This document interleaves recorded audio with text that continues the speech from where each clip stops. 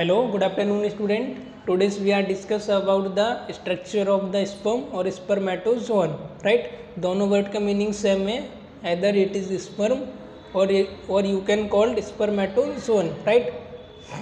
इसके बाद after that हम देखने वाले हैं puberty of the onset puberty of male. Male में जो प्यूबर्टी आती है तो हमको किस केमिकल लेवल पर क्या क्या चीज़ें चेंजेस देखने को मिलती है और हमको फिजिकल लेवल पर क्या क्या चीज़ें चेंजेस देखने को मिलती है जब हमारे मेल में प्यूबर्टी अराइज होती है at the age of 13 to 16. Right. उसके बाद फिर हम यहाँ पर देखने वाले हैं हमारा gross structure of the end microscopic structure of the हमारे स्पर्म का. उसके कौन कौन से पार्ट हैं और पार्टिकुलर जो भी पार्ट है उनका क्या क्या फंक्शन है. राइट. तो उसके बारे में हम थोड़ा सा डिस्क्रिप्शन देखने वाले हैं. चलिए आज के लेक्चर को हम शुरुआत करते हैं. आई होप आपको लेक्चर समझ आ रहे होंगे. लेक्चर को आप लास्ट तक देखिएगा. मैं इंपॉर्टेंट पॉइंट देने वाला हूँ लेक्चर के लास्ट में. राइट. तो इंपॉर्टेंट चीज़ें डिस्कस करने वाले हैं तो लास्ट तक बने रहिए. चलिए स्टार्ट करते हैं. फर्स्ट वन हमारा structure of the sperm and spermatozoon. दोनों वर्ड का मीनिंग सेम है. इसमें क्या होता है एक स्ट्रक्चर जैसा कि आप देख ही रहे हो इस टाइप का एक स्ट्रक्चर होता है जो कि हमारे फ्री फ्लूइड में क्या करता है मूवमेंट करने का मोटाइल करने का काम करता है हमारा स्पर्म. राइट. तो इसमें हमारे सबसे जो उसका जो पार्ट है हेड पार्ट जो उसका आता है इसको तीन पार्ट में मैंने डिवाइड किया. फर्स्ट वन इसका हेड, मिडिल पीस और टेल. राइट. हेड मतलब उसका जो ऊपर का पार्ट है वो उसका सिर, मिड पीस जो नेक के साइड का पार्ट है और टेल मतलब उसकी जो पूंछ लाइक स्ट्रक्चर आपको नीचे दिख रही है जो कि 1/3 है ये पूरी आती है हमारी उसकी पूंछ में टेल में. ओके. तो उसका जो हेड है हेड जो ऊपर का आपका हिस्सा है यहाँ का आप देख रहे हो हेड वाला इसमें एक्रोसोम होते हैं.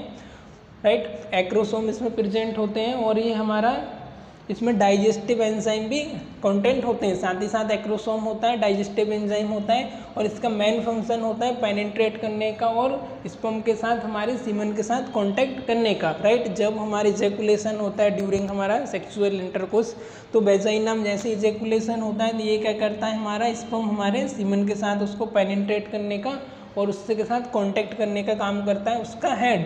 उसके बाद फिर आप एक और पार्ट देख रहे होंगे अंदर आपको सर्कल लाइक का एक ओवल शेप का दिख रहा होगा जिसको हम बोलते हैं न्यूक्लियस. ठीक है. इसमें हमारे 23 क्रोमोसोम से मिलकर के बना हुआ होता है. इसके अंदर इसमें कंटेंट होते हैं 23 क्रोमोसोम. ऊपर वाले में डाइजेस्टिव एंजाइम का कंटेंट होता है और कंटेंट होता है. नीचे वाला जो आप ओवल शेप का दिख रहे हो इसमें आपके 23 क्रोमोसोम कंटेंट होते हैं. उसके बाद फिर थोड़ा सा आप नीचे आओगे नेक जैसा आपको दिख रहा है. उसके बाद फिर आपके कॉलर दिख रहा होगा. राइट. इसको हमने नाम दिया कॉलर. ये इसका नेक पार्ट होता है, मिड पीस होता है. ये मूवमेंट का काम करता है जब हमारा ये फ्री फ्लूइड में तैरता है ये स्विंग करता है तब यहाँ से ये नेक पार्ट से इसका मूवमेंट का काम करता है. ये इसका बेसिकली फंक्शन होता है. राइट. उसके बाद फिर यहाँ पर फ्लैजिलम आ रहे हैं और हमारा टेल पार्ट आ रहे हैं. अभी हम इसको डिटेल में भी देख लेंगे. मैं बेसिकली आपको सिंपल वर्ड में बता दे रहा हूँ, समझा दे रहा हूँ. टेल पार्ट जो आता है इसका फंक्शन होता है हमारे फ्लूइड में स्विंग करने का, फ्लूइड में तैरने का. जब भी ऐसा जैसे आपने देखा ये जिगजैग होगा, जिगजैग है लाइक तो जैसे ये फ्लूइड रहेगा फ्री फ्लूइड में तैरने का काम करता है इस तरीके से. राइट. इतनी चीज़ें आपको बेसिक इसका समझ आया होगा. अभी हम थोड़ा सा इसका डिटेल डिस्क्रिप्शन समझ लेते हैं. ओके. चलिए. तो इसका हेड पार्ट है the sperm are made of the sperm are motile and remain alive in the 24 hour after ejaculation. A typical sperm figure consist of head, neck, mid piece and tell.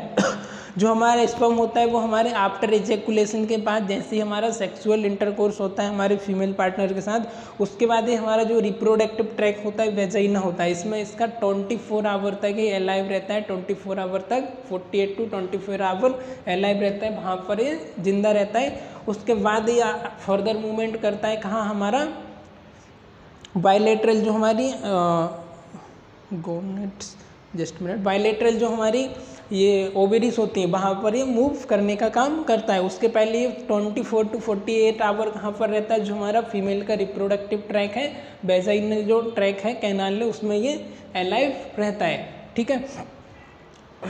इसके बाद हम इसका head part के बारे में समझ लेते हैं. Head the enlarge end of the sperm contain a large nucleus and chromosome form at the anterior end of the head contain hydrolytic enzyme which are used to contact and penetrate the ovum at the time of the fertilization। इसमें क्या होता है student, main लिए हमारा chromosome से मिलकर के बना होता है, साथ ही साथ इसमें हमारे क्रोमोसोम होता है, हाइड्रोलाइटिक एंजाइम होते हैं। क्या क्या होता है इसमें, क्रोमोसोम होते हैं, 23 क्रोमोसोम होते हैं, न्यूक्लियस होते हैं, एक्रोसोम होते हैं, ऊपर का जो पार्ट वो एक्रोसोम है, और हमारे इसके अंदर एक फ्लूइड प्रेजेंट होता है, इसको हमने हाइड्रोलाइटिक फ्लूइड का नाम यहाँ पर दिया है। ठीक है, आई होप इतना समझ आया होगा। एक बार और मैं रिपीट कर देता हूँ। क्या क्या होता है हमारे स्पर्म के अंदर, न्यूक्लियस जो हेड पार्ट उसमें लार्ज नंबर ऑफ न्यूक्लियस होते हैं, न्यूक्लियस बॉडी होती है, राइट। 23 क्रोमोसोम होते हैं, एक्रोसोम होता है, उसके बाद इसके अंदर जो फ्लूइड प्रेजेंट होता है उसको हाइड्रोलाइटिक फ्लूइड बोलते हैं। ये सारी चीज़ें हमारे हेड पार्ट के अंदर होती है। इसका काम होता है हमारे फर्टिलाइजेशन के टाइम पेनिट्रेट करने का और हमारे स्पर्म के साथ कांटेक्ट करने का। हेड पार्ट का जो आप यहाँ पर एक शार्प पार्ट देख रहे होंगे ऊपर की तरफ, इसका बेसिकली फंक्शन ये होता है। ठीक है, आपको हेड का आपको समझ आया होगा। तो हम आगे की तरफ बढ़ते हैं। अभी अब हम आ जाते हैं इसके मिड पीस पर, मिडिल पार्ट पर। ये शॉर्ट नेक इज प्रेजेंट, नेक का देख लेते हैं, उसके बाद फिर हम मिड पार्ट का देखेंगे। ये short neck is present between the head and middle piece. It contains the proximal centrioles which play a role in the cleavage of the zygote and the distal centrioles which give rise to the axial filament of the sperm। अब एक इसका जो नेक part होता है और इसका head part होता है और मिडिल पार्ट होता है, उसके बीच में इसका छोटा सा पार्ट हमको यहाँ पर देखने को मिल रहा है, इसको हम नेक पार्ट बोलते हैं। बेसिकली इसका फंक्शन होता है हमारे, ये सेंट्रियोल से मिलकर बना होता है, प्रॉक्सिमल और डिस्टल सेंट्रियोल से मिलकर बना होता है। इसका मेन फंक्शन होता है जब हमारा फर्स्ट जाइगोट फॉर्म होता है उसको क्लेविस करने का, हमारे फर्स्ट जाइगोट को फॉर्म करने का इसका फंक्शन होता है at the time of the fertilisation.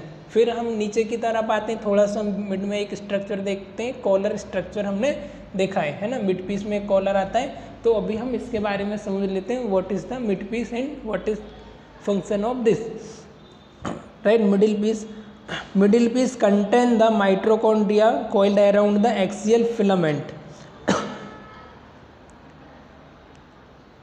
Mitochondrial spiral, they provide energy for the movement of sperm. There is a ring centrioles and news at the end of the middle piece with unknown function. इसमें क्या हो रहा है, हमारा जो mid piece है हमारा mitochondria से मिलकर के बना हुआ होता है। इसके स्पाइरल में आइट साइड आप देखोगे नेक के यहाँ पर स्पाइरल में सर्कल में क्या होता है, माइटोकॉन्ड्रिया प्रेजेंट होते हैं और इनका फंक्शन होता है बेसिकली इसको एनर्जी प्रोवाइड करने का। और उसके नीचे आप जस्ट देखोगे एक एक्सिस रहता है, एक एक्सियल फिलामेंट होता है। तो इसका फंक्शन होता है ये हमारे एक्सियल फिलामेंट को फॉर्म करता है, एक एक्सिस को फॉर्म करता है। और बेसिकली इसका दूसरा जो फंक्शन है वो होता है हमारे इसको स्पर्म को फर्टिलाइजेशन के टाइम एनर्जी प्रोवाइड करने का, उसको एनर्जी देने का, राइट।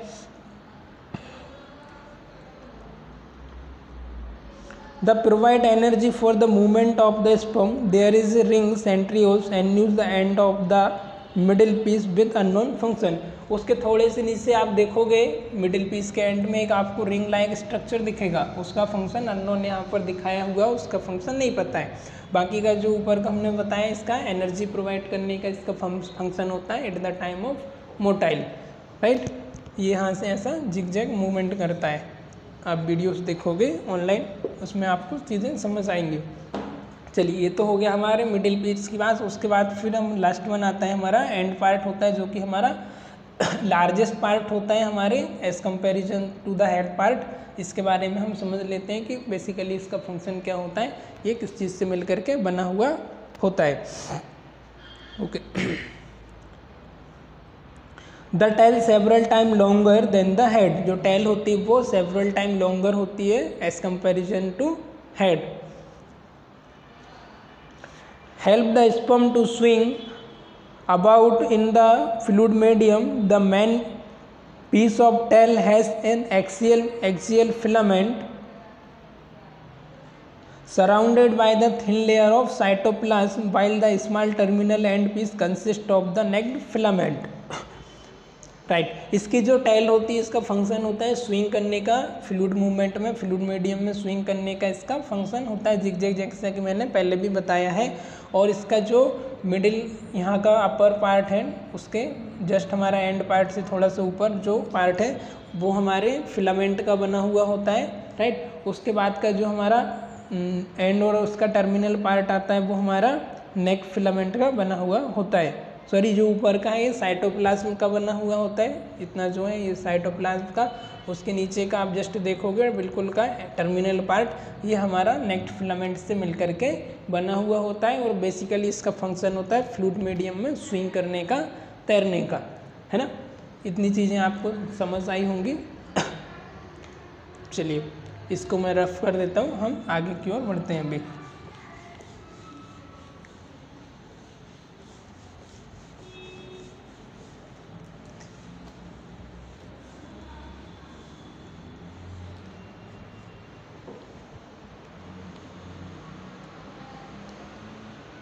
इसके बाद हम समझ लेते हैं onset of the puberty.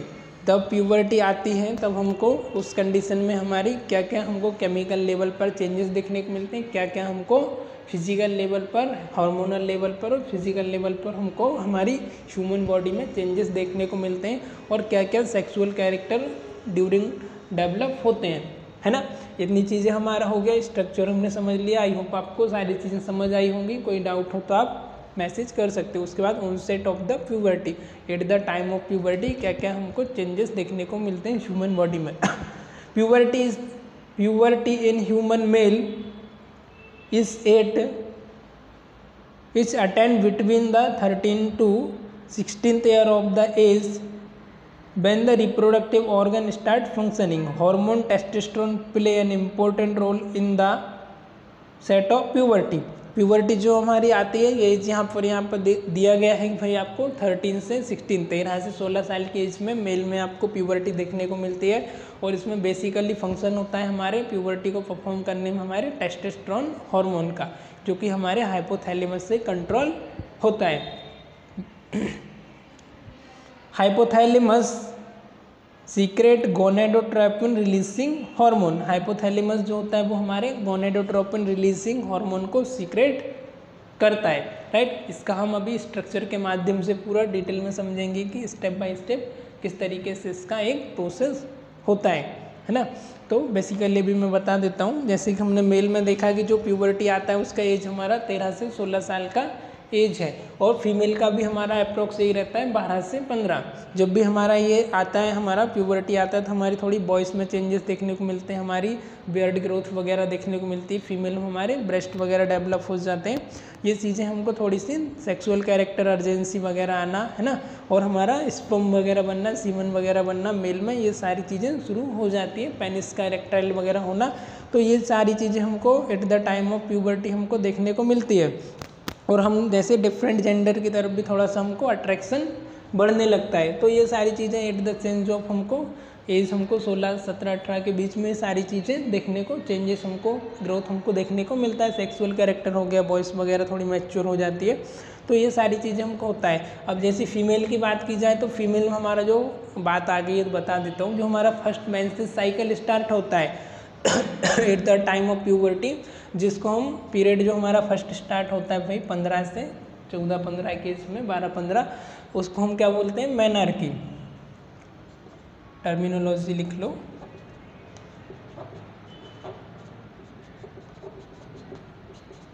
Menarche मतलब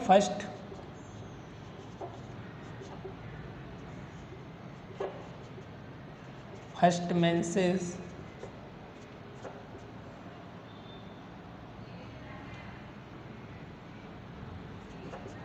cycle start. When the first menses cycle start, it's word refer to the menarche. It's called to the menarche. इस वर्ड को हमने क्या नाम दिया मेडिकल टर्म में, menarche. At the age of 12 से 15। अब इसकी जगह जब पॉज होता है, जब हमारा पीरियड आना बंद होते हैं, मेंसेस साइकिल आना बंद होता है, at the age of 45 to 50। Right, इसका एज हमारा है 12 से 15 अप्रोक्स।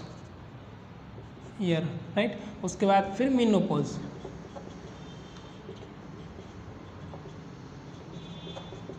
मीनो मतलब मेंसेस, पॉज मतलब स्टॉप होना। इसका डेफिनेशन है लास्ट मेंसेस साइकिल या स्टॉप ऑफ मेंसेस साइकिल। जो आपका लास्ट मेंसेस साइकिल आता है उस टाइम को हम क्या बोलते हैं, menopause, at the age of 45 to 15। ठीक है, इतना आपको क्लियर हुआ होगा। ठीक, और फीमेल में हमारे सीमन का बनना शुरू हो जाता है, स्पर्म वगैरह बनना शुरू हो जाता है। चलो, अभी हम कुछ हार्मोन्स होते हैं जिनका बेसिकली रोल होता है, बेसिकली फंक्शन होता है हमारे प्यूबर्टी को प्रोवाइड करने का, प्यूबर्टी में हेल्प होते हैं, कहीं ना कहीं तक उनका इनका योगदान होता है। तो कौन कौन से हार्मोन हैं, मेल सेक्सुअल हार्मोन कौन कौन से हैं, कई बार आपको एग्जाम में भी वो सारी चीज़ें पूछ लेते हैं, तो अभी जस्ट हम उनके बारे में देखने वाले हैं। और हाइपोथैलेमस का, हमारे पिट्यूटरी ग्लैंड का कैसे फंक्शन होता है, किस तरीके से हमारा इनको रिलीज़ करने में हार्मोन को क्या प्रोसेस होता है, वो देख लेते हैं। 1 मिनट के लिए मैं वीडियोस को पॉज कर रहा हूँ, एक स्ट्रक्चर बनाऊंगा, उसके बाद हम इसको कंटिन्यू करने वाले हैं।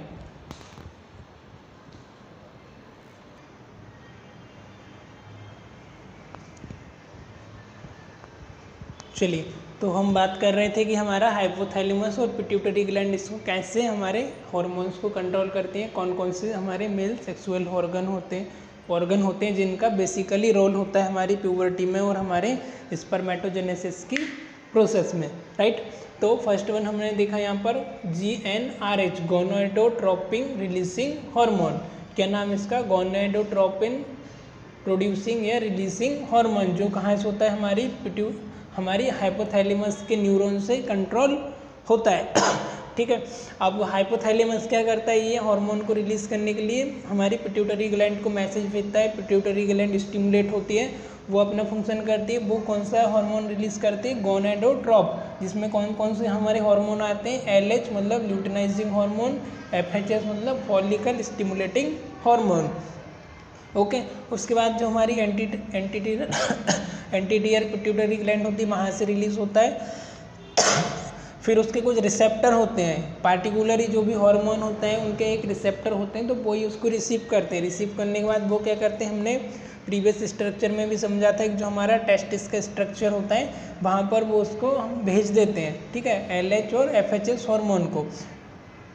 जैसे ही वो वहाँ पर जाता है, वहाँ का हमने स्ट्रक्चर में देखा है, उसका इपिडिडाइमिस होता है, बास डिफरेंस होता है, सेमेनिफरस ट्यूब्यूल होता है। एक माइक्रोस्कोपिक स्ट्रक्चर में देखें तो हम जो सेमेनिफरस ट्यूब्यूल है उसके अंदर क्या होता है, हमारा लाइडिंग सेल्स होता है, राइट। लाइडिंग सेल होता है। उसके बाद क्या होता है, हमारे यहाँ से जैसे ही ये हार्मोन सीक्रेट होता है और वापस से आता है कहाँ पर, हमारे टेस्टिस में। तो जो हमारा LH और FHS हार्मोन है वो इंटरस्टिशियल सेल, हमारे लाइडिंग सेल्स में आता है, वो उसको रिसीव करता है और उसको स्टिमुलेट करता है। जैसे ही स्टिमुलेट होता है वो हमारा स्पर्मेटोजेनेसिस में हेल्प करता है। हमारे नेक्स्ट हमारा कौन सा, सर्टोली सेल को एक्टिवेट करता है। सर्टोली सेल का फंक्शन होता है बेसिकली प्रोसेस करने में, आगे प्रोड्यूस करने में हमारे स्पर्मेटोजोन को, स्पर्मेटोजेनेसिस को। अब जैसे ही लाइडिंग सेल एक्टिवेट होता है वो अपना स्टिमुलेट होता है, और वो क्या, किसको स्टिमुलेट करता है, नेक्स्ट वन उसका रोल होता है हमारे सेल्स ऑफ सर्टोली को, जो कि हमारे एक माइक्रोस्कोपिक स्ट्रक्चर है। ये हमारे सेमेनिफरस ट्यूब्यूल के अंदर ही हमने देखा था। अब जैसे ही वो एक्टिवेट होता है हमारा सेल्स ऑफ सर्टोली, इसका फंक्शन होता है स्पर्मेटोजोन की जो प्रोसेस होती है स्पर्म को रिलीज करने की, तो उसमें ये अपना योगदान देता है, उसमें हेल्प करता है। तो जैसे ये अपना एक्टिवेट होता है, ये क्या करता है, हमारे स्पर्म को, स्पर्मेटोजेनेसिस की जो फर्स्ट स्टेज होती है उसको शुरू करने का काम करता है। उसके बाद स्पर्म आते हैं, वो एक दूसरे के कांटेक्ट में जाते हैं, और इसके पहले जैसे हमने समझा था, जैसे स्पर्म रिलीज होता है तो हमारे क्रोमोसोम और स्पर्मेटेड स्पर्म वगैरह मिलते हैं, मेल्स के और हमारी फीमेल्स के। आफ्टर दैट फिर ये कहाँ हो जाता है, हमारे बायलेटरल हमारी ओवेरीज में जाता है, और वहाँ पर हमारा ओवम वगैरह बनता है, और ओवम के बाद एम्ब्रायो बनना शुरू हो जाता है, और बेबी का जो ग्रोथ डेवलप है वो हमारे मदर की फ्यूटस में ग्रोथ स्टार्ट हो जाती है। तो बेसिकली ये इसकी प्रोसेस होती है। मैंने अभी आपको ब्रीफली समझा दिया है, एक बार और बता देता हूँ। हाँ, एक चीज़ और है अभी, जैसे क्या होता है, एक हमारा इन्हिबिन यहाँ पर हार्मोन है। बेसिकली क्या होता है, जब आपका हार्मोन ज़्यादा रिलीज हो जाता है आपका, ये क्या करता है, LH FHS क्या करता है, टेस्टोस्टेरोन को रिलीज करते हैं। टेस्टोस्टेरोन का हमने बेसिकली फंक्शन देखा था कि इसका प्राइमरी फंक्शन होता है हमारे सेक्सुअल ऑर्गन को डेवलप करने में। सेकेंडरी फंक्शन होता है इसके जो सेकेंडरी सेक्सुअल कैरेक्टर ऑर्गन होते हैं और जो कैरेक्टर होते हैं उनको डेवलप करने में। सेकेंडरी जैसे हमारा ब्रेस्ट हो गया, हेयर ग्रोथ वगैरह हो गया, और कैरेक्टर मतलब जो भी हमारी सेक्सुअल अर्जेंसी वगैरह आती है, एक हमारा मेल के और फीमेल के प्रति एक आकर्षण, एक अट्रैक्शन आता है। तो ये सारी चीज़ें डेवलप करने में हमारी वॉइस की चेंजेस हो जाती है, वो सारी चीज़ों में जो हेल्प करता है वो हमारा टेस्टोस्टेरोन हार्मोन करता है। अब इसका यदि लेवल बढ़ जाता है, इसका लेवल इंक्रीज हो जाता है, तो जैसे हमारा हार्मोन का नाम है इन्हिबिन हार्मोन, टेस्टोस्टेरोन इन्हिबिन हार्मोन। इन्हिबिन मतलब इन्हिबिट करना, उसकी ग्रोथ को स्टॉप करना, उसको रोकना। तो जैसे ये बढ़ जाता है, ब्रेन को हमारे मैसेज जाता है, सिग्नल जाता है हमारी पिट्यूटरी ग्लैंड को, तो ये अपने हार्मोन को स्टिमुलेट करना, हार्मोन को सीक्रेट करना बेसिकली कम कर देती है। तो जैसे ही कम करेगी तो स्वाभाविक सी बात है, टेस्टोस्टेरोन कम रिलीज होगा तो हमारा स्पर्म भी कम जनरेट होगा। उसके पहले हमने देखा था कि ये प्रोसेस कैसे होती है। जैसे हमारा ये लेवल पर आता है, सेल्स ऑफ सर्टोली वगैरह एक्टिवेट होते हैं, उसका स्पर्म हमारा इरेक्टाइल वगैरह होता है पीनस, तो ये क्या करता है, हमारा स्पर्म यहाँ से रिलीज़ करने का काम करता है। जैसे ही हमारा सीमन रिलीज होता है, वो मैच्योर होने के लिए हमारा हमने बास डिफरेंस देखा था। उसके बाद हमने यूपीडी-डायमिस देखा था, जिसमें हमने देखा था कि 25 से 30 दिन तक ये यहाँ पर रहता है मैच्योर होने के लिए, ग्रोथ होने के लिए। जैसे ये मैच्योर हो जाता है, फुली ग्रोथ हो जाता है, तो हमको जैसे हमारा वेजाइना में इसका एजैकुलेशन हो जाता है, जब भी हम हमारे पार्टनर के साथ सेक्सुअल इंटरकोर्स करते हैं तो ये हमारी वेजाइना में एजैकुलेट हो जाता है। उसके बाद फिर मैंने आपको बताया कि फर्दर कैसे होता है, वहाँ पर 24 to 48 आवर हमारे फीमेल वेजाइनल ट्रैक में रहता है। उसके बाद जो प्रोसेस मैंने आपको समझाई दी है, राइट। और जेनेटिक में इसके बारे में पूरा डीप स्टडी है, तो वो हम बाद में कभी समझेंगे। आई होप आपको इतना समझ आया होगा। इसके बाद हम जो हार्मोन उनका फुल फॉर्म और बेसिकली उनका फंक्शन थोड़ा सा और समझ लेते हैं। 5 मिनट का और अप्रोक्स लेक्चर रहेगा, जो कि इम्पोर्टेंट है, एग्जाम में आ जाते हैं MCQ में। ठीक है, इतना मैं रफ कर देता हूँ।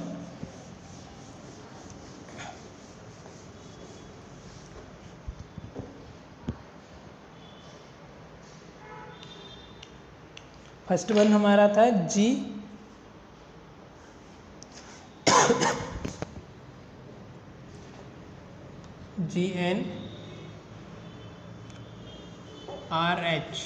इसका मीनिंग है गोनेडोट्रोपिन,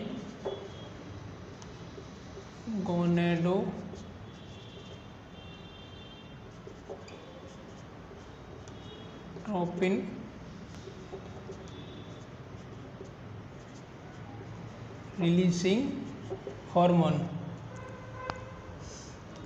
उसके बाद नेक्स्ट हमारा LH,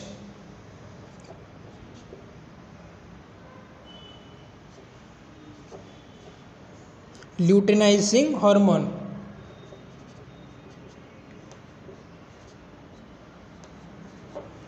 luteinizing hormone, LT, luteinizing hormone. उसके बाद हमारा FHS, इसको हम LH है, LT नहीं, LH ल्यूटिनाइजिंग हार्मोन। इसका another name of LH luteinizing hormone को हम बोल सकते हैं interstitial cell stimulating hormone.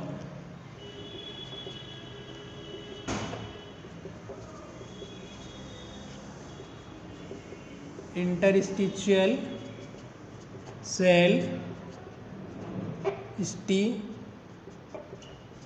Stimulating hormone.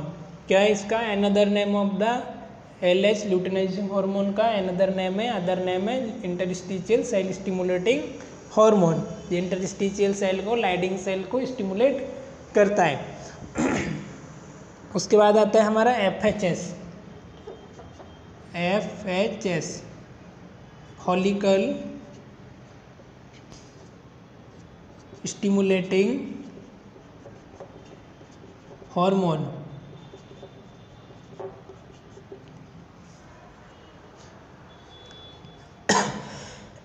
इसका ICH हो ही गया।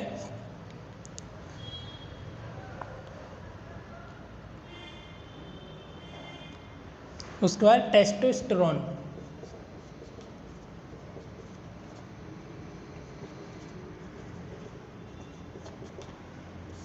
ये हमारा मेन हार्मोन होता है। फर्स्ट हमारे सेक्सुअल ऑर्गन को डेवलप करने में करता है, सेकेंडरी सेक्सुअल ऑर्गन को और हमारे सेक्सुअल कैरेक्टर को। मेन चीज़ हमारा हाइपोथैलेमस का रोल होता है।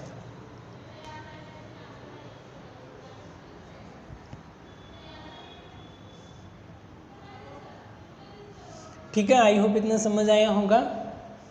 ठीक है, आज का लेक्चर को हम रिव्यू कर लेते हैं, बाकी हम कल के लेक्चर में देखने वाले हैं कि हमारी कौन कौन सी डक्ट होती हैं जो कि हमारे रिप्रोडक्टिव मेल ट्रैक में होती हैं और उनका क्या फंक्शन होता है। पार्टिकुलरली कल के लेक्चर में हम डक्ट के बारे में देखने वाले हैं, कौन कौन सी ट्यूब होती हैं, कौन कौन सी डक्ट होती हैं। तो आज के लेक्चर में हमने देखा स्ट्रक्चर ऑफ द स्पर्म, उसमें हमने उसका हेड पार्ट देखा था, नेक पार्ट देखा था, मिडिल पास और टेल पार्ट देखा था। हेड में हमने डिस्कस किया था कि उसमें 23 क्रोमोसोम प्रेजेंट होते हैं, लार्ज न्यूक्लियस प्रेजेंट होते हैं और 1/3 पार्ट होता है हमारे पूरे होल स्पर्मेटोजोन का। उसके बाद हमने नेक पार्ट देखा था जो कि मोटाइल में हेल्प करता है और एनर्जी प्रोवाइड करता है। उसके बाद हमने इसका टेल पार्ट देखा था जो कि लार्जेस्ट पार्ट होता है, ये हमारे फ्री फ्लूइड्स होता है उसमें स्विंग करने का काम करता है, जो कि हमारा साइटोप्लाज्म से और नेक्ट सेल से मिलकर के बना हुआ होता है।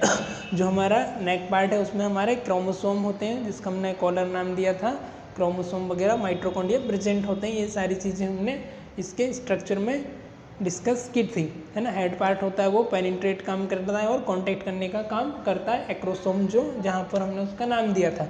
उसके बाद हमने ऑनसेट ऑफ प्यूबर्टी में देखा कि प्यूबर्टी आने पर क्या क्या हमारी ह्यूमन बॉडी में चेंजेस देखने को मिलते हैं, फीमेल का और मेल का भी मैंने बताई दिया है बेसिकली आपको। फिर हमने हार्मोन के फुल फॉर्म देखे, कौन से हमारे सेक्सुअल हार्मोन है। फर्स्ट हमारा GnHR हो गया, LH हो गया, FHS हो गया, इंटरस्टिशियल सेल स्टिमुलेटिंग हार्मोन हो गया और मेन जो हार्मोन है वो हमारा टेस्टोस्टेरोन है मेल में, राइट। ये हमने इतना आज के लेक्चर में समझा। आई होप आपको आज का लेक्चर समझ आया होगा। मिलते हैं हम कल के लेक्चर में, तब तक के लिए goodbye. Thank you so much for class.